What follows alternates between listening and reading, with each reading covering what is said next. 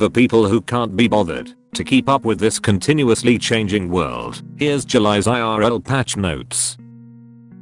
The long-awaited Tokyo Olympic Games have kicked off this month, but not without serious backlash from medical mains and the wider Japanese community. The criticism stems from the highly unpopular COVID-19 world event, which has prompted officials to create an Olympic bubble, which has so far proved to be less than COVID-proof. Considering that the Olympic Village houses the world's most athletic players, it's unlikely that these competitors are at serious risk of dying. However, the wider Japanese population, which has the second oldest average population in the world, is far more vulnerable. In terms of the games themselves, it's quite likely that the United States, Great Britain, and China will become dominant forces as they have in the past, while Russia will not be taking home any medals after a widespread doping scandal has disqualified the nation from competing. Viewers who want to see people compete with blatant performance enhancers are free to play 10 minutes of Call of Duty Warzone. The South Africa server experienced a player-created looting and pillaging event this month, which saw over 200 shopping complexes ransacked, entire warehouses raided, and an estimated $1 billion worth of goods either stolen or lit on fire. The player-driven experience was started when a former president was arrested for failing to appear at a corruption commission, leading his supporters to take to the streets in protest and others to take the opportunity to steal anything not nailed down. The South African server has suffered from widespread corruption, an unemployment rate of 32%, and is currently branded as the most unequal place to live in the world. Eventually, 25,000 members of the nation's military faction were called in to quell the unrest. However, it's expected that the underlying problems that led to such a chaotic environment will be ignored by the developers for the foreseeable future.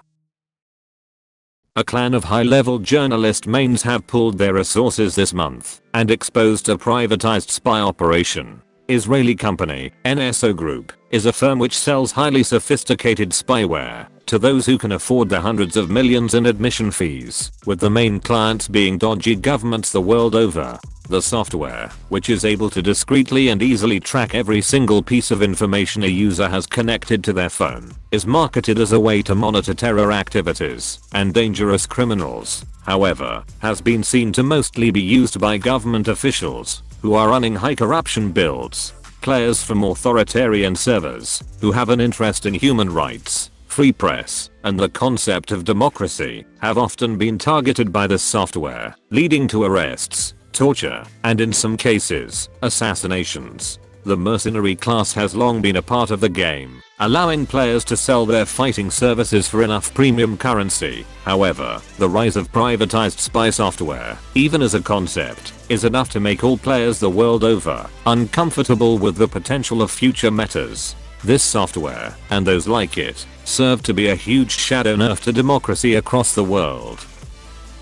The world's biggest trolling clan, the US military, has stuck with its commitment of pulling out of Afghanistan by the end of August. As it currently stands, 90% of US forces have already been withdrawn from the country, with many personnel already being unceremoniously pulled back for security reasons. The 20-year war in Afghanistan is by far the longest the United States has been involved in, with fresh soldiers on the ground being born after the now infamous September 11 griefing incident. For Afghan players who still remain within the region, it's become clear that things certainly won't be the same without US occupation. The Taliban faction have been taking territory even faster than they had expected and currently control a third of the country, more than double what was held only 2 months ago. In many cases, the group has had to scramble to take over governing duties as they've been unable to keep pace with their own gains. Property prices around areas of imminent Taliban control have plummeted as their presence generates a serious nerf to nearly all types of art, as well as recreational activities, women's rights, or just human rights in general. Pentagon officials believe that the Afghan government will likely fall to the Taliban within 2 years. At the same time, California police use a copyright exploit to avoid being filmed in public. Billionaires continue their Space Any% speedrun, and a culinary main dies after falling in a vat of soup. No chef-related superpowers were detailed in his autopsy report.